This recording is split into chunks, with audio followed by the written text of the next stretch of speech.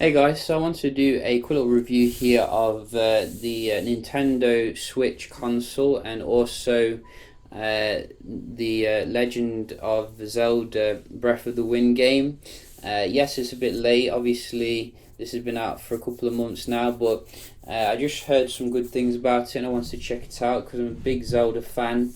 Back in the day, I played pretty much every Zelda game when they were released, like Link to the Past, Ocarina of Time, etc.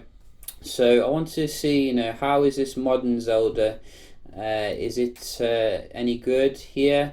Is it worth buying a Nintendo Switch for? And I gotta say, I'm a little bit disappointed with the game actually in several aspects. I mean, don't get me wrong, it has some nice stuff, but I think compared to the older games, it doesn't feel like as engrossing. Like the older games, you used to really kind of get you engrossed in the story, but the story on this one feels a little bit weak in comparison. Before talking about the game, we can just also talk about the actual hardware here, which I think Nintendo could definitely improve.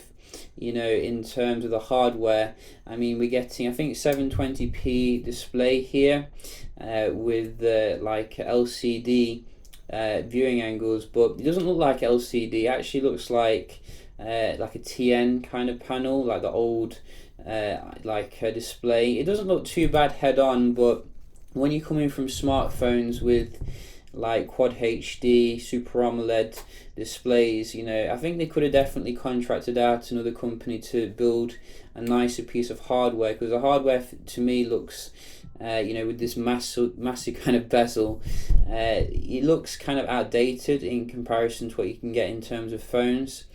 The hardware, it does the job, in terms of playing the game, but it could have been better, that's for sure. The next thing we want to talk about then is the actual game here. So you can see I'm actually quite far through the game. For the first half of the game, I didn't really actually know what I was doing, to be honest. I was just learning the actual buttons, but I have actually got some experience now. So with this game, you have to actually go to 4 different areas and slay the guardians, which I have done. And after that, I was expecting, something to actually happen where you have to like grow up or something, and then you have another set of bosses to defeat. Well, that never actually happened. Instead, I was just told to go to the castle and help Zelda to defeat Ganon, which, to me is a bit like I was expecting something more. And I think that's basically what I've actually encountered here with the game. Generally, I was expecting more from it, given all the hype about it. Now, let's talk about the good things about the game.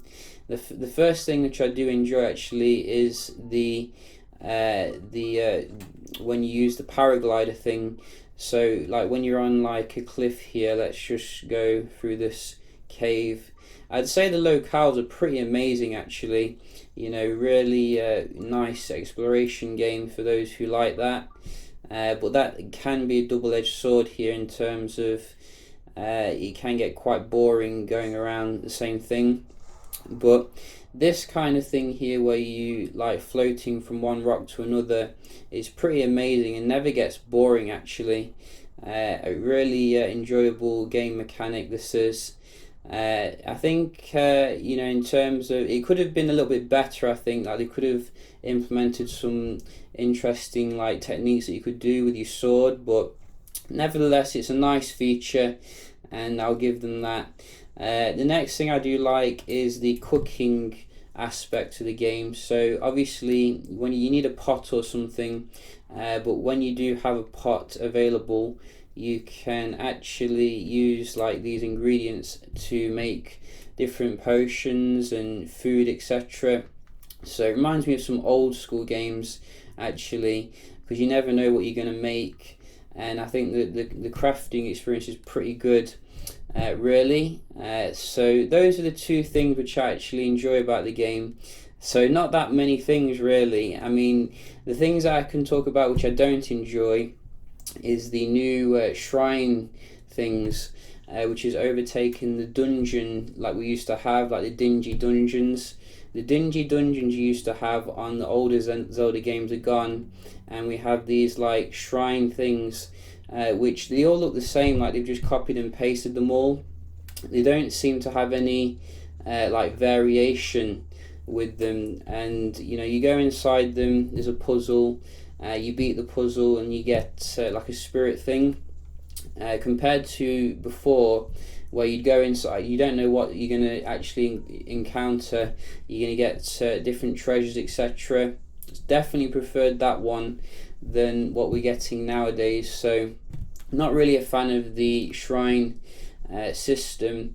The next thing to talk about is the weapon durability, which I found to be very annoying actually, because it means you can't actually learn any interesting stuff in terms of the weaponry. Like for example with other games, like the From Software series of Bloodborne and the DS series, they have some amazing weapons that you can learn different tricks and stuff. But with these ones, because they break so fast, you can't really learn anything with them. The combat doesn't feel quite as satisfying as well as like what other games you can get on the PlayStation at the moment, like from Software. So I think Zelda's felt fallen a bit behind here. I mean, when you compare the bosses from From Software on the Dark Souls series compared to the bosses here, the bosses here just feel like the kind of all the same. There's no like difference between them, but they're very imaginative with From Software, so they definitely need to return back to how it used to be, because Zelda used to have some amazing kind of bosses. So I think they could definitely bring that back. And the other thing that I thought it was quite annoying was how kind of unfair the game is, because you can be alive one moment and then the next moment you just get hit and then that's it. But it never used to be like that. It used to give you a chance kind of thing, but they made it extremely difficult, like sometimes against some enemies which have like different colours. So I don't know why they've done that, because it takes the fun out of the game completely. A lot of the enemies seem to be like copy and paste as well of each other. They don't seem to have like any like real, like there seems to be all of them the same kind of thing. And I like games which have different like enemies and different styles of like taking them on, etc. So I'd say those are the main things which kind of make me think of this game as similar to the Wind Waker and Twilight Princess. Those two I didn't like as well, and I was expecting good things here actually. So maybe you'll enjoy it. I'm not saying it's not for everyone, but if you're looking at getting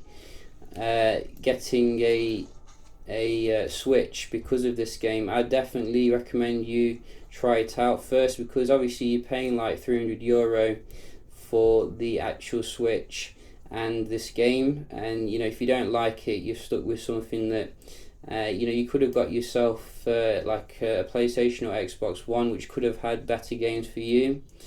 So yeah, obviously it's gonna ruffle quite a few feathers of Zelda fanboys, but I'm a fan of the series myself, but I think that they could have done better here. They could have looked at what some other developers are doing, like From Software for example and Naughty Dog, to make more kind of engrossing storyline.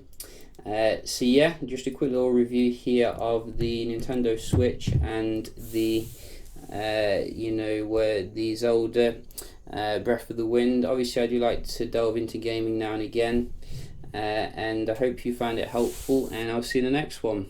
Cheers.